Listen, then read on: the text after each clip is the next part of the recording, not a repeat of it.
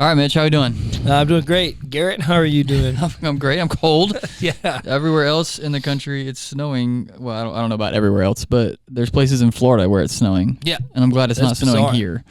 Cause I disagree. I think it'd be awesome if it snowed here. Gosh, I would move. I'm out of here. I've never driven in the snow, so Me either. I need to use some PTOs impromptu. But you haven't either.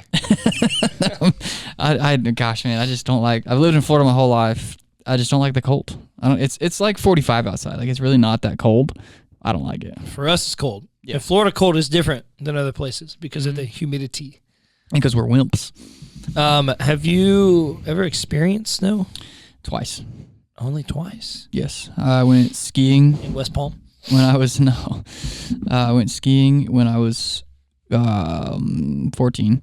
Okay. And then I've seen snow like 5 years ago in North Carolina and went hiking. Oh, wow. And then I fake snow. Like we've been to like the mountains, the Smoky Mountains several times as a kid, and there wouldn't be actual snow, but they would have like those mountainsides that have like the fake snow blowers so you can go snow tubing, that kind of thing. Oh, nice. Yeah. So, yeah. Almost counts. 2.5 times. Yeah.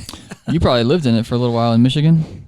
Yes. Well, my earliest memories were in Illinois. So we lived on a cul-de-sac in Illinois, and we moved to Florida right after I turned 6. But I remember playing in the snow. We had a lot of snow in Illinois during the winter. So I have some memories of snowballs and snowmen and building stuff and playing in it.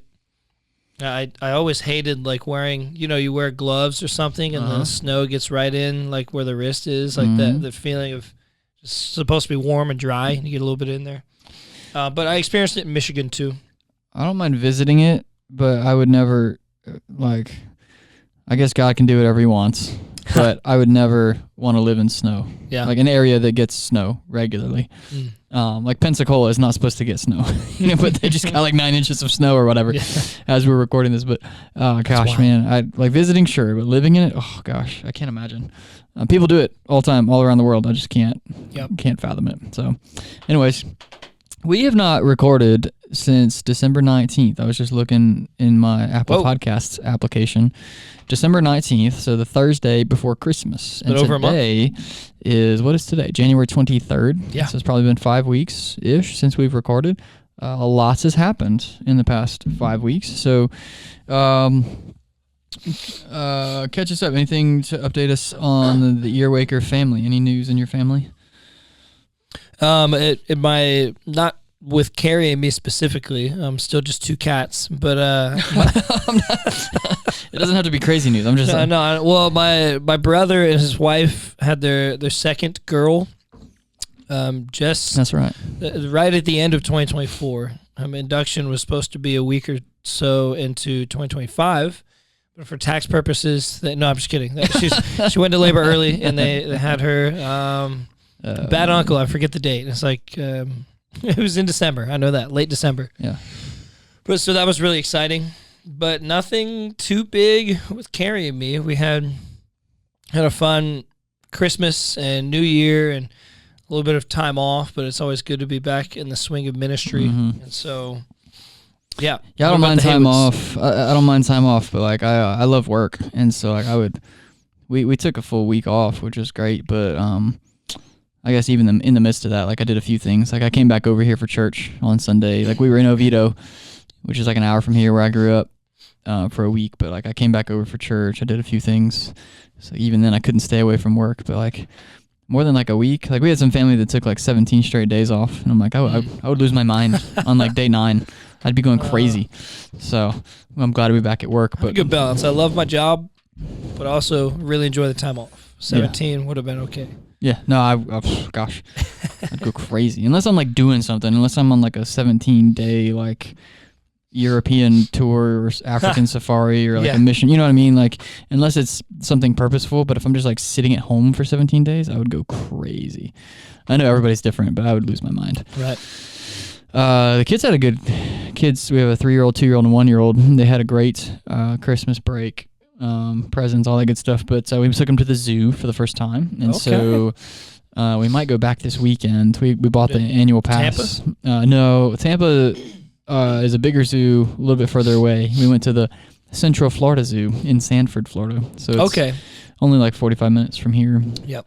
But I mean, it's not huge, but it's still, they have got some cool stuff. You know, they have a giraffe. It's probably the most like the craziest thing they have. Yeah.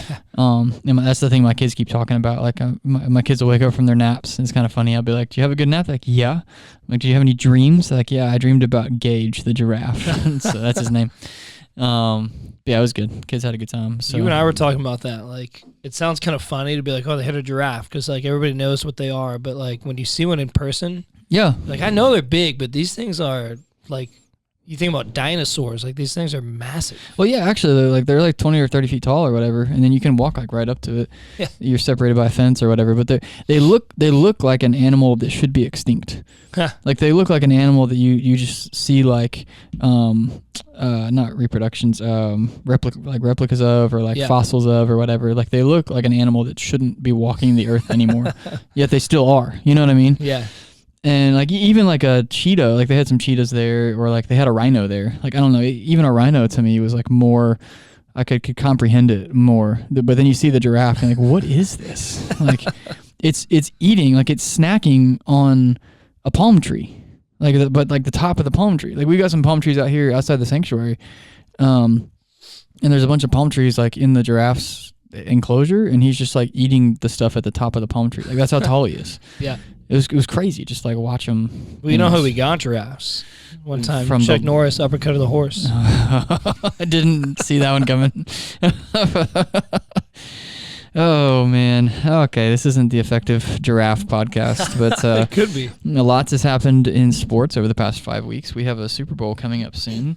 Give me your Super Bowl prediction. Well, it's changed a little bit because one of the teams I thought would make it has been knocked out. All year, pretty much all year, I've said Chiefs and Lions. Chiefs will beat the Lions in the Super Bowl. I think that's what I've been saying too. I think that's what everyone's been saying. Yeah. So now we have Chiefs versus Bills and Commanders versus Eagles. Mm-hmm. I could see both games going either way, but Okay, I just all can't. right, all right. I just can't bet against Mahomes. So I'm Okay, thinking Chiefs go. And win. Yeah. I think the Lions were the only NFC team that had a shot of taking the Chiefs down. Yeah. I'm going to say Chiefs Eagles. I would love to see the Commanders go for multiple reasons. They haven't been to the Super Bowl, probably even the NFC championship game since before you and I were born. The 1991 season, which is 1992, they played the Super Bowl, is when the Redskins at the time beat the Bills. So we potentially could have a 30-plus year rematch of that one. But I'm going to say Chiefs over Eagles. Saquon's insane, dude. Saquon Barkley just So you know give him the ball and he's gone. Oh yeah. It's like you with a mic and preaching. Just Yeah. give him a mic, he's gone. Yep. Where'd he go? No, you know the Super Bowl logo color theory. I've heard some stuff about it. I haven't seen anything recently about it. So the conspiracy is that the logo. Well, first of all, the conspiracy is that the NFL is rigged, which I don't think it is. But those that think it is say that the colors of the Super Bowl logo reveal ahead of time who will be in it and who will win. Okay. So I was watching a video on it last night. You want to know what the colors predict? Yeah. The colors predict a Chiefs-Eagles Super Bowl, like you just said. Mm-hmm. But the colors predict an Eagles Super Bowl victory. Ha. So apparently the colors are red and green, and therefore, since there's no blue, it must be the Chiefs get the red color, and the green must be the Eagles. And then like the primary color or the bottom color or whatever is green, so therefore the Eagles win or something. If that comes true, I don't know. I might have to be a believer in the theory. I feel like I remember seeing that last year, and it was wrong last year. Obviously, like even if it happened this year, I'm assuming you wouldn't actually be convinced by it. But I forget. I think the colors last year, people were thinking it would be the Ravens and somebody. I forget what it was, but I know it's been wrong. He showed whoever this guy was, showed the logos from the past 3 years and justified how it predicted the winners. But I guess in hindsight, you could like force anything. You know what I'm saying? Yeah. I think he kind of like did some gymnastics to show how those logos predicted the Super Bowl winners or whatever. But anyways, Those theories are fun. I would like to see. Go ahead. Sorry. Well, I was cutting you off, but So what I was one. There was one for a while. I'd have to look back into it, but there was like at least a 4, maybe 5 year stretch where it was like something to do with like the Eagles home opener opponent won the Super Bowl like 4 or 5 years in a row or something. Like just the way the NFL is, like you said, you could do gymnastics and you could find some very specific stat that can just, all you can do is look back and say, well, there's a pattern here, but it's not going to sustain. So who was the Eagles home opener this year? Well, this might have been 10 years ago. Like this streak had been broken ever since then. But there was like a 4 or 5 year stretch where it was something like that. Their first loss of the year or the first person they played at home, and I think it was broken by like the Chargers or Vikings or something like a while ago. There was one pattern I saw of like like someone predicting the Packers would win it all, which obviously they're not going to now, but something about like how every 12 years the Packers win, and it's with whatever Jordan Love is, third-year quarterback, and he's 20-something years old, because you go back to Rodgers and then go back to Favre, and like, so they were predicting like it's time for the Packers to do it again, and then they didn't, but whatever. So I don't know what I want, because it's kind of like there's like sometimes like you get fatigue among fans, which is so sad. Fatigue, like I think of LeBron, like that guy's so good, I'm tired of him winning, like whatever, but like you're gonna miss him when he's gone, kind of thing. So I do want the three-peat. I want the Chiefs to win, just to say I watched it and I was, I was alive when that happened. Part of me wants Commanders Bills. I don't really have any reason to see the Eagles win it. I guess maybe Saquon, because they didn't give him the rushing record, so let's at least give him a ring. Yeah. But then Commanders have rookie QB, Chiefs have the three-peat on the table. Bills, I like Josh Allen, I guess. That's a good point though. Like the Eagles would mess it up, but with the 3 of the 4 teams left, Commanders haven't been or won in over 30 years, and no one's ever gone with a rookie QB. Chiefs are chasing a three-peat, which has never happened. The Bills have been to 4. They went to 4 in a row in the 90s and didn't win any of them. So what? I didn't know that. You had 90, 91, 92, 93. And it was all against the NFC East, funny enough. It was the Giants, Redskins, and then Cowboys back-to-back. Went to 4 Super Bowls in a row, lost all 4 of them. I had no idea. So they've never won. And so there's, unless the Eagles go, there's probably some stat you could find if you wanted that would be significant if the Eagles won. But they beat the Patriots in the Super Bowl in 2018, but that was their first win ever, so they haven't been much. But, yeah, Commanders, rookie QB has never even gone. Chiefs would three-peat. Yeah. The Bills would either be 0-5, which the Bills and the Vikings are 0-4 in the Super Bowl all time, so nobody's 0-5, so that would, I guess, be something. But they could potentially win. I think the AFC wins either way. Chiefs or Bills against Commanders or Eagles. I think the AFC is going to win it. Really? Yeah. Interesting. So you don't think the Commanders or the Eagles have a shot against the Chiefs? I think they have a shot. Or the Bills? I just anticipate they won't have the right day. Like the Commanders beating the Lions was like perfect timing to have like the best day that their franchise has seen in a long time. I don't know. The history I want to watch is the three-peat. The game I want to watch is Commanders Bills. Yeah, if that makes sense. So I guess I don't really have any interest in the Eagles. I don't know. Like I'm a Patriots fan, and so there's probably some deeper bias against a division rival. So when the Bills first got good, I was like, man, that'd be exciting to see them win. Like they've never won one. The team's been so bad for so long, but like I've started to not really like Josh Allen. And it's not just because they beat the Pats, because everybody beats the Pats. Like I would hate everybody if I started hating teams that beat us. Right. But his attitude, he's probably a decently humble guy, but his attitude on field is just annoying. How he if he throws the ball and then gets hit a little bit late, he's like, I'm exaggerating a little bit, but he's like his hands are up and he's complaining to the ref before he even hits the ground, and like just his face when he looks at the refs and throws his hands up, it's just annoying. Just his face. Yeah, his face. Can't stand his face. I'm a Chris Pratt fan, but not Josh Allen. So I'd probably get over that because it would be, I've got some good friends that are Bills fans, and it'd be cool. I'd be happy for them. So anyways, Unless the Eagles win, some sort of history will be made. That's true. And that's really cool. Yeah, that's true. All right, we shall see. Games are one Saturday, one Sunday. Are they both Sunday? Both Sunday. Both Sunday? I think 3 and 6:30 or 3 and something. 6:30? Okay. So all right. I actually What's this weekend? one more I'll be football watching. confession here. I don't think in this playoff series, I don't think I've watched a full playoff game yet. We've been so busy on the weekends. Yeah. We've been so busy, and I've just prioritized other things. And even though I've been excited for the games, I don't think I've watched an entire playoff game. Maybe that's common for people to not watch a full game, but I'm the type that Sunday from 1 p.m. to 12 a.m. in regular season, I'm watching everything. I've had several on TV for the whole time, but then like I'm making dinner or I'm putting the kids to bed or like I have not paid attention to an entire game, if that makes sense. Yeah. So, all right, we shall see. We shall see. Should be good. So the games are this weekend, and then Pro Bowl, and then Super Bowl, right? Yep. So Super Bowl will be on. Wait, Super Bowl on February 9th?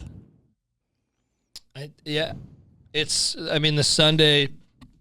Shoot. 8 days before President's Day. I think I'm in Oklahoma for Super Bowl Sunday. Oh, really? I think so. I just put that together. Let's look it up. What is the date of the Super Bowl this year? Super Bowl 59 will be played on February 9th, 2000. Oh, wow. Okay. Shoot. I know what I'm doing that night. Okay. So are you not watching the Super Bowl now? No, I'm definitely watching it. Interesting. You'll be watching it in snow. I'll be watching it. Yeah. Oh gosh, if it snows, I'll be so mad. Okay, cool. There you go. Oh yeah, we're going to Oklahoma in whatever that would be 2 weeks. A Friday through a Monday for a wedding on Saturday, and I'm trying to like plan out some other stuff to do while we're there. Like we extended our stay like a couple of nights. Just like, well, if you're gonna fly all the way out there, you might as well do something, and make the most of it. And so I was looking at like Oklahoma City Thunder games, and there's not a game that works, or like Tulsa basketball games or whatever, trying to find something to do. So I guess we'll just find a restaurant and watch the Super Bowl. Sounds like.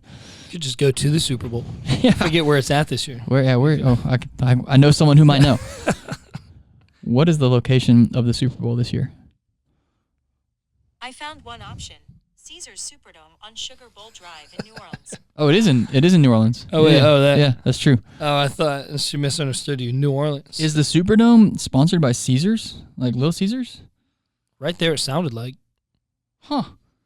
No, surely not. Oh, well, I don't know if she'll know the answer. Who is the sponsor of the Superdome in New Orleans? The game is played at the Mercedes-Benz Superdome. Yeah, okay, Mercedes-Benz. Okay. Yeah, okay, that makes more sense. Little Caesars, what a terrible sponsor that would be. Gosh. Anyways, all right, good to know. Figured that out on air. February 9th, Super Bowl. I'll be out of town. Cool. All right, man. We have not recorded in a little while. Lots happened in our families. Lots happened in sports, but a lot has also happened in ministry. So tell me some, well, I kind of rattle off a few things, and you let me know if I forgot anything. So we had an awesome retreat for middle schoolers and high schoolers this past weekend. So we'll talk about that at length. We've made a big program move in student ministry, so middle school and high school ministry. Downtown on Wednesday nights, we split into essentially into middle school ministry and high school ministry. So we'll talk about that a little bit.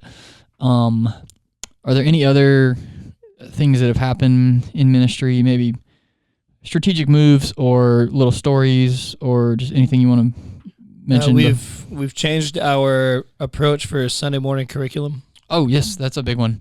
I think we've mentioned that on air before, but now we're in the thick of it, and so we can definitely reflect on that a little bit. I mean, right off the bat, I think it's been great, but we'll talk about that some. That's a good one. Man, those are some big changes. Yeah. Some big changes. Anything else? Change-wise, nothing else comes to mind. Change-wise or highlight-wise? We've had some good mentor training or meetings. That just, it's always a good time to hear good stories from everybody else. And those couple meetings we've had have been informative for the other leaders, finding out about the changes we're making. Yeah. So those have been very effective. Yeah, for sure. Those are the three big things. Anything in Curriculum. college ministry? We had a few weeks off and are just picking back up momentum. Yeah. We had our local Beacon College is officially back in the swing of things. So last night was our third night since we kicked off at the start of the year, and we had a lot of familiar faces back in town, and so that's going well. Yeah. I just really last night was kind of figuring out some of our guest speaker lineup. I got a few guys locked in for our first Wednesday prayer nights, and so that's good. Yeah, I was like, okay, I need one in 2 weeks. Yeah. And I have some options, but I don't want to put it any more last minute than a 2 week notice. So sure. Hey, so that's all. 2 weeks is more than you had for the retreat. That's more than days I had to get ready for the retreat. Yeah, we'll get back to that, but that's good. Okay. Let's tackle I guess let's go in reverse order. So let's not tackle it, but just kind of unpack and discuss, Could reflect. use football terms. Yeah, tackle. I don't mean to intercept you. Let's intercept. Yeah. Just want to jump in. Dude, I got to show you this video of you know who John Moran is in the NBA? Yeah. A freak athlete. Not the greatest behavior off court, but freak athlete. And So I hear. there's a video of him from a game 2 nights ago or something where the ball got stolen from him. And so and there was a guy cutting. So it was 2-on-1. And Ja was the one on defense because the ball got stolen from him. And so instead of going and defending the guy who has the ball, Ja puts I'll have to show it to you. It's hard to describe, but he puts his eyes on the guy that's cutting and running, and Ja runs straight to him and then turns his head at the last minute and intercepts the ball and just comes down with it and starts dribbling back down court. It was like and the guys were describing it was like a cornerback, like the way that you would defend a pass on a guy running a route. Like he defended it that way. Like he watched the other guy, watched his eyes, watched his hands, and then turned his head at the last minute, snagged the ball out of the air, and came back down court. It was fascinating to watch. I think a lot of corners should probably study that because too many guys just maul the guy. Like you could turn and get the pick, but you just attack the guy and get in pass interference. Yeah, you know? No, he didn't touch him. Like it was weird. It totally looked like a football play without the tackling part, but it was fascinating. Anyways, we were talking about ministry stuff. So reverse order. Tackling, that's right. Okay, yeah, no tackling. So Sunday morning curriculum, I'm really excited, really pleased with how this is going. So just a refresher is I've been here 2.5 years. This is my 3rd school year at First Baptist Church, Leesburg. It's not all about me, but just for reference, over the past 2.5 years for our Sunday morning curriculum in student ministry, we've been self-producing. We write our own stuff, which is fine, has its pros and cons. A lot of pros, that's why we did it. But starting 3 weeks ago or whatever, we switched to the Gospel Project for Students, which is produced by Lifeway, really quality curriculum. We made the change for a few reasons.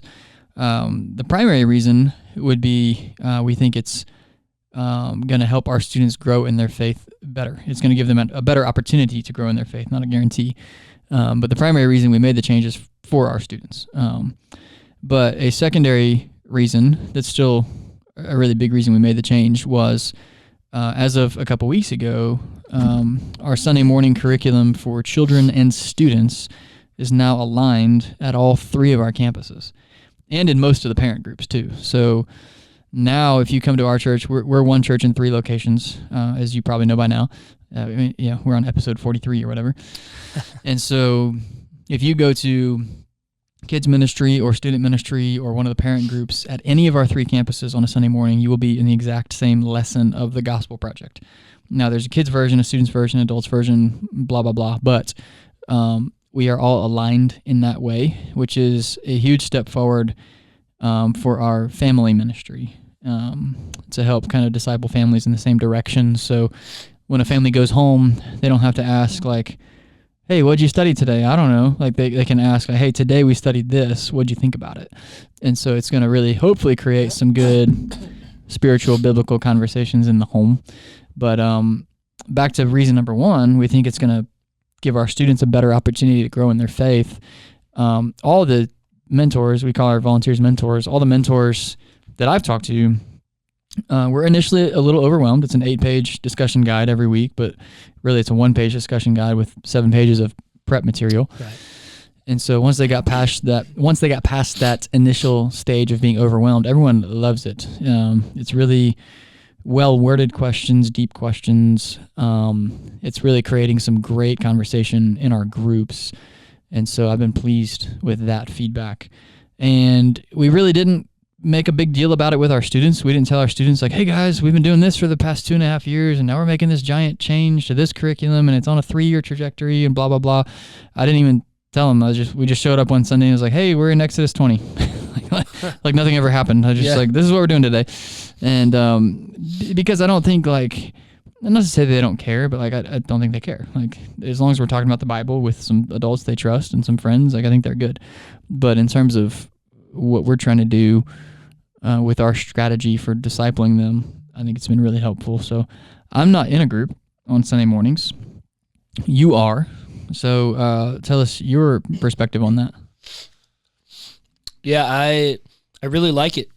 I think we were putting out some good quality stuff, and I think in ways it was similar to the Gospel Project, but like you mentioned, there's a packet with like 8 or so pages, and so it can be overwhelming. Like, wait, I don't have that long of a time frame. Like, right. Do I need to get through all of this? But what helps is we're giving them out, if not sooner, at the middle of the week, we're giving the leaders the packet so they can prepare for Sunday. And the majority of the first like 4, 5, 6 pages is for the leader to kind of get very familiar with the material. And then there's a specific discussion part where it's like read Exodus 30 verses 1 through 10 or whatever. And then it has good questions and there's good variety because it'll ask you read the text and then it asks a good question. And then question number 2 is like, we'll look back to the text and what do you see from this verse? And then question number 3 has a verse reference, like we'll actually go to Psalm and see what this verse says and how does that connect. And then there's some good closing questions of like what to do about it. And it's really well put together. And I think it's been effective for our small group time and my group. And I haven't heard anything bad about the other groups. So I'm loving it. McDonald's. Yeah, loving it so much. Have it your way. So when we were kind of researching the Gospel Project, honestly, I wasn't that familiar with it. I wasn't like skeptical of it. I just wasn't super familiar with it, and it exceeded my expectations just looking into it because I got a bunch of samples and stuff, and I was like, man, this is everything we're already doing. Like we have a scope and sequence. This has a scope and sequence.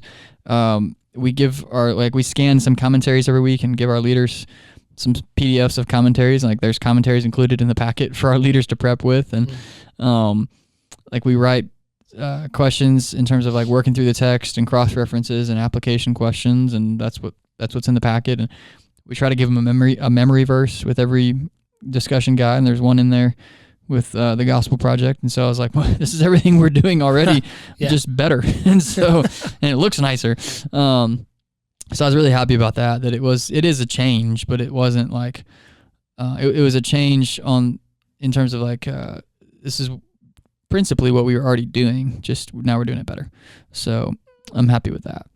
But it's been good. It's been really good. I'm very excited about primarily, again, the conversations that are happening on the ground in the small groups, but strategically the alignment across our 3 campuses, horizontally across our 3 campuses, but then vertically across kids ministry, student ministry, and parent ministry is just, I think that's a bigger deal for our church than people realize, and I think it's going to pay dividends and bear fruit over the months and years ahead. So I'm pretty excited about that. Any closing thoughts on curriculum? I'll just echo what we both have said. It's going really well. I'm excited to continue using it. Yeah, I think when we first started podcasting, I think this is actually episode 43 or whatever. We first started podcasting. I wonder when our first podcast was. That's a good question. 2 years ago? QS Siri. A year and a half ago? I don't know. It doesn't matter because I think our first episode or second episode or something was on curriculum and our strategy for curriculum. And that has now undergone a big change. And I think that's just, kind of points to the need to be flexible and adaptable and agile in ministry, and kind of hold things loosely. Have some principles and some convictions that guide why you do things, but be willing to change what you do. Not necessarily change why you do it, but change what you do to keep doing why you do it. Yep.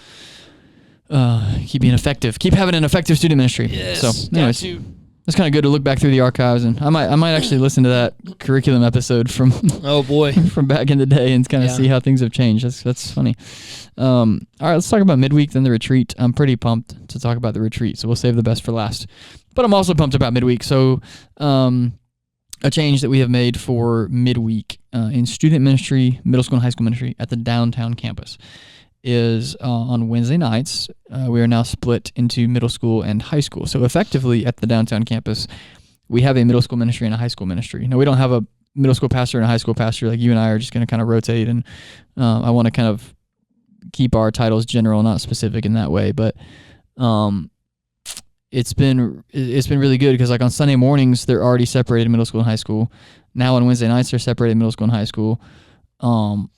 We have separate middle school and high school mission trips in the summertime.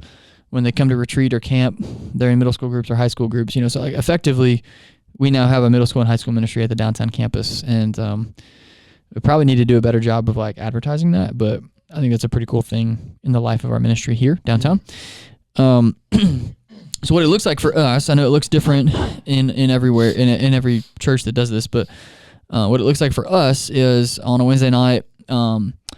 It looks very familiar at the beginning. So come in, pizza, ping pong, you name it.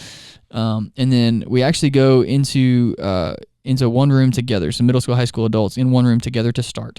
And we'll play a large group game. We will worship together, so sing praises together. And then when it's time for teaching, we split. And so down the hall, like basically next door, we built out another worship room, another teaching room. And so we now have two rooms that are identical. One's a little smaller than the other, but they're identical in terms of AVL and arrangement and all that kind of stuff. And so we send the middle schoolers down the hall. It doesn't have to be that way. We can send the high schoolers down the hall. It doesn't matter. But we send the middle schoolers down the hall to their teaching room, and the high schoolers move up to the front of the I don't want to say main teaching room, but the bigger teaching room. And for January, you've been taking the high schoolers. I've been taking the middle schoolers. In February, we'll switch, and I'll take the high schoolers. You'll take the middle schoolers for teaching time.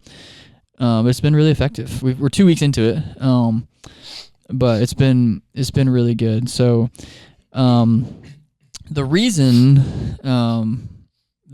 we've done this is kind of back to the curriculum thing. Like, primarily is for the students. Like, I think separating gives us the opportunity to teach to middle schoolers and high schoolers differently. Not different content, but different delivery. So we're teaching the same series, same message, but different delivery. Because you talk to a 12-year-old differently from how you talk to an 18-year-old. You just do. We talked yesterday about how, like, physiologically, middle schoolers can only think concretely. They can't think abstractly like high schoolers can yet. There's some studies out on that. And so to talk in more concrete terms in the middle school teaching time, and then the ability to talk in more abstract terms in the high school teaching time is helpful. But even application is different. So primarily, this gives our students a better opportunity to grow in their faith. Not a guarantee, but a better opportunity. I think it also creates more leadership opportunities for students. So now you have, you definitely have 2 opportunities to serve in tech, 2 teaching opportunities. Eventually we'll need 2 praise teams, and on down the line, 2 game leaders, blah, blah, blah. I think that's a good thing. 2 student takeover months. Yeah. Well, yeah, I think we'll probably still do 2 student takeover months, but even if you just had 1, you already have double the preaching opportunities that you had last time we did student 2 takeover. like going on at the same time. Well, if you did like September and February or something, next calendar year, or next school year rather, you would have 12 preaching opportunities instead of 3. So in this way, you would quadruple your preaching opportunities. But anyways, if you don't know about student takeover, go back to a previous episode. But I think that's a big deal, and I think we're also different. I think we're different. There's a lot. It's hard to offer what we're offering in terms of we have the staff, the volunteers, the square footage in our facilities to offer two simultaneous services, one for middle school, one for high school. And so I think we're offering something unique in our area, which I'm pretty excited about that. So those are some reasons why we're doing it. I don't know if you have any other thoughts on or any other comments in terms of like what we're doing, why we're doing it, or how it's going. I think you explained it well. I think it's going really well. And like you said, we haven't done a full 2 services yet, but we're feeling this out and taking time to not try to do too much all at once, but maybe in the fall or something we'll have, as soon as we go to services, we just have 2 starting and finishing around the same time instead of starting all together and then explaining what we're doing and splitting off. Like, we're doing the right things as we help people transition into it and just working behind the scenes to improve it as we go. But I think it's going really well. I think the students love it. I do too. Like I think the 2 weeks that I've taught in middle school, they've been very focused. I don't know if they're like intimidated by the new room or whatever, like maybe this will wear off, but previously when we were all together, if there's anybody acting up during teaching time, it was always the middle schoolers. Well, I would say always, but usually. Yeah. And I haven't faced that in the middle school room yet. I'll be interested to hear your feedback when you teach middle school in February, but they've been very focused, taking great notes, really engaged, locked in.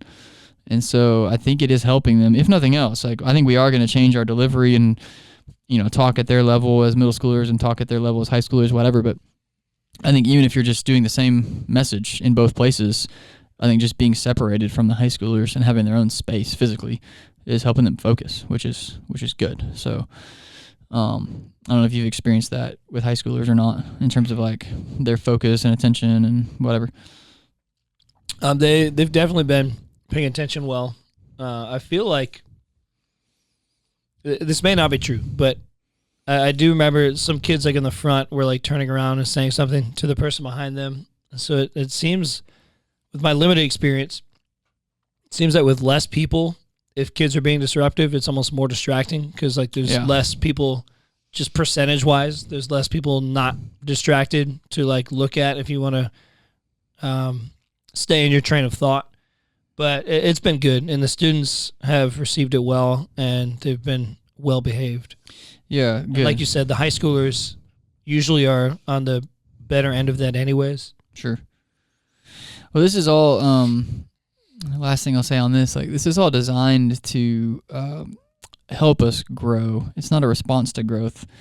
Although we are growing and we've hit critical mass. Like I wouldn't, we've talked about this before, like I wouldn't split if we had 5 students, we had 2 high schoolers and 3 middle schoolers, like let's start 2 services, it's like you have to have critical mass, but like we are growing. And I think this move is not like we have no more space, we have to split. Like, no, we have space, but we're splitting ahead of time because I think this is going to help us continue to grow. Yep. It's kind of like starting a second service on a Sunday morning in your, main worship area, your main sanctuary. It's a means to growth. It's not always a response to growth. And I just remember we're 2 weeks into it, but last week, week 1, I remember I finished the middle school service a little ahead of you, so I was down there in the hallway outside the high school service, and you finished up, and I heard a high schooler walking out like, man, that was great, but like, how do we get more high schoolers here? I'm like, exactly. Like, this is going to help us. This is going to create space for growth. It's going to create, motivation for growth. So I'm looking forward to that prayerfully. Growth numerically, but also growth, primarily growth spiritually, because even if we doubled in size, we are prepared for it, to sustain it and maintain it and still give double the number of students we had last night, a quality opportunity to grow in their faith. So I'm excited about that. Pretty excited. All right. I want to talk about the retreat. Any last thoughts on midweek? No, man, let's talk about the retreat. It's so exciting. Retreat. So we just had one retreat is what we're calling it. One retreat 2025 was this past weekend. This past weekend was Martin Luther King Jr. weekend. Oh, we got a new president, by the way. Inauguration on Monday. We got a new one. A new old one. Yeah, 45 and 47. So our retreat was Friday afternoon through Sunday morning. It finished at church, so 3 days, 2 nights. It was for middle schoolers and high schoolers from all 3 of our campuses. So we're calling it ONEretreat because we are one church in 3 locations, but this is one retreat for all 3 locations. And camp will be very similar, one camp. And so it was our first time trying anything like this since I've been here. And I think our first time trying anything like this maybe ever. I don't know. You have a better understanding of the history of our ministry. Our history has, we've put on some D-Nows and stuff like that, and so we've done similar things. To my knowledge, we haven't used Lake Yale specifically. Sometimes we do, like we've done a D-Now at Village Park, but we also typically brought in like an outside speaker, and so we can talk more about how we did all that. The strategy there. But we haven't done it in quite a little bit. So it was really cool to see it done and done so well. It's like when you did the D-Now, you guys stayed at like people's homes, probably. Yeah. Like classic D-Now. Yeah. Okay. That stuff makes me nervous. Like staying at people's like sleepovers. It's harder to do that these days. Yeah. Unfortunately. But anyways, we stayed at Lake Yale. Lake Yale Baptist Conference Center is a great retreat camp center in Central Florida. It could house up to 1,000. We didn't bring 1,000, but it's a large property. Yeah, just barely under. So if you're looking for a place to go, Central Florida, Lake Yale Baptist Conference Center, we recommend it. But for us, it's local. It's right down the street, which made transportation pretty easy. Saved us some money there, trying to keep the retreat cost low. But it was one retreat for all 3 locations. So we had students and volunteers and staff from all 3 campuses, and our worship team was the worship team. Our staff were the preachers. So like Adam preached Friday night, and I preached Saturday morning, and you preached Saturday night. And so like our team was the preachers. Our team were the rec leaders. Our volunteers were the counselors. We had the whole section, North Camp is what it's called, the whole section of Lake Yale to ourselves. So it's just our church from all 3 campuses. So it was awesome. We saw a student get saved, a student called to missions, a student that we unfortunately had to send home from summer camp was at the retreat, which is super redemptive. Like just a lot of stories like that coming out of this retreat, which has been really cool. But I mean, even just down to like the weather was perfect. The schedule was perfect. It ran on time. We had all the supplies there. No one got hurt. Like just down to the basic things, but also God moved on the trip. And I think we created some cohesion across our 3 campuses that only an event like this can create. And so I got just a lot of wins from this retreat, but curious your thoughts on it. Yeah, I think it went amazing. It was really well put together, and I think the students got to meet new people. We kind of weaned them into it, we grouped them up with people that they already knew, but we got everybody together. A lot of people still got to play sports against and eat meals with some students they didn't know at all or very well before.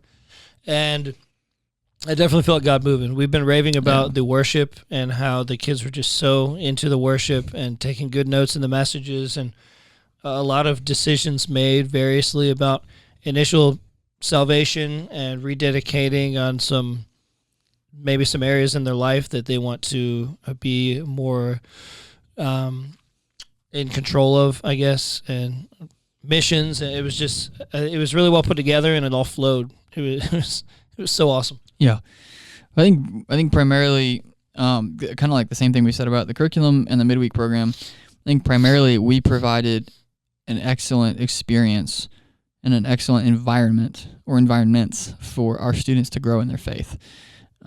We had complete control over the retreat, the schedule, the content, all that stuff. And I think we customized it, and the theme was awesome. The theme was resilient, and the theme kind of drove everything. Worship, teaching, group time, t-shirts, blah, blah, blah. So that was helpful too, but I think we primarily created a great environment for our students to grow in their faith, and most, if not all of them, did. But I think also we accomplished something together as a multi-site ministry, which is huge for us. And so I'm really excited about that and looking forward to accomplishing more things as a multi-site student ministry. because there's power in doing stuff together like that. And so I was really proud of it. It exceeded my expectations. I probably set my expectations too low for stuff like this. I think even if I set them pretty high, it still would have exceeded it. It was just so good. And I've seen my previous church, it was a multi-site church, 15, 17 campuses, whatever they are now. And we would do this kind of stuff with, 10 times this number of students we took this past weekend. So for a lot of people, they were like, this is so much work and these are so many students. And I'm like, trust me, it's not. Yeah. It's like I've seen the other side, if you will, and this was just so awesome, like such a huge step in the right direction, so well done. And I was just so proud of our team, man. It's just so good. Like I have nothing bad to say about it. There's some like little logistical tweaks I would make to the retreat next year and to camp this summer, but like they're little. It's nothing major. Mm-hmm. No giant like in terms of like war. This is not a war, but spiritual war, I suppose. Like you have war strategy, you have war tactics. So it's like, hey, we're gonna take this hill, but what guns are we gonna use? I know you're not supposed to talk about guns these days, but yeah. I would take that hill again. I might use some different weapons or whatever, but like I think we're gonna take that hill again for sure. The strategy was right. There are just some little tactical tweaks I would make. So it was awesome. Really, really awesome. Closing thoughts on the retreat. ONEretreat 2025. Yeah, I just echoing everything we've said. It was so awesome. And I think stuff like that, it actually, I don't just think I know, it leaves people wanting more. That's the fun part about retreats. Yes. Is you don't overload them. It happens really fast, even though it's so amazing. Yeah. And like we had a parent picking up her kid and was like, man, this is so cool, but I wish you did something for like a week, not just a weekend. And we're like, we've got good news for you. Like a couple months, we are doing this for a whole week. Or it's like those two girls in the loft Sunday morning, and I was like, what was your favorite part of the retreat? And she was like, yesterday. And I was like, that's the whole thing. Yeah, like the one full day. Saturday was basically the whole retreat. So, but maybe that means it was so great. There were too many things to choose from. Yeah, that is a good point though. Like, that's a good principle in leadership in general, but especially in student ministry is like always. It's actually like a principle from like show business, I think, but always leave them wanting more. So like, end an event or end something a little bit sooner than you think you should. Don't wait too long. Like leave people wanting more. Don't burn them out on the thing, if that makes sense. So like make your retreat short but dense. Make your camp reasonable length but dense. If you have a weekly ministry time, like time it right. Don't make it too long. Like I think that's actually a good principle that you brought up in terms of like always leave them wanting more. End it short. Don't end it long. Don't burn them out on the thing. Leave them wanting more, and then they'll come back next time you do it. Yeah, it's like a Garrett Haywood vacation. He doesn't want it to be too long. It's true. Make it shorter, make him want that next vacation. We talked about that earlier in this episode, and it is very true. Don't burn me out on that vacation. All right. Good time, man. This is just an exciting time to be in student ministry at our church. Like those are like we're celebrating some pretty big things that we just did in the past like 3 weeks. Yeah. And there are a lot of youth pastors and student pastors and youth ministries and student ministries around the nation that are struggling and wish they could say, we just changed our curriculum and it's going great, and we just split into middle school and high school ministry on Wednesday nights and it's going great, and we just executed an amazing retreat on a weekend and it's going great, and so I'm just, I don't want to take this season for granted that we're in of student ministry at our church, and so really excited about it. Maybe if you are listening though and you're struggling, reach out to us. We'd love to be an encouragement to you. Hang in there. It's worth it. What you're doing is worth it. You're not alone. We just talked about a quick little 3-week season of highs and celebrations that we had at our church. We've had our lows here for sure, and so we're right there with you. So if you're struggling, we'd love to be an encouragement to you. But even if you don't reach out, just be encouraged by what you're listening to right now. What you're doing is worth it. Stick with it. Don't quit. Whatever you do, don't quit. Any closing thoughts? Be resilient. Be resilient. That's right. Yeah, this was a fun podcast. We had a lot to catch up on and probably left out some details somewhere along the line. But like you said, it's been a great last few weeks, and I'm looking forward to the highs and lows of 2025. Yes, yeah, me too. All right. Well, this has been yet another episode of the Effective Student Ministry Podcast. Until next time, this is Garrett. This is Mitch. I'm hungry. What's for lunch? Let's get some lunch. Yeah. All right. See you later. An FA burger or something. Ooh, sounds good. All right. All right. Love you. Bye. Bye.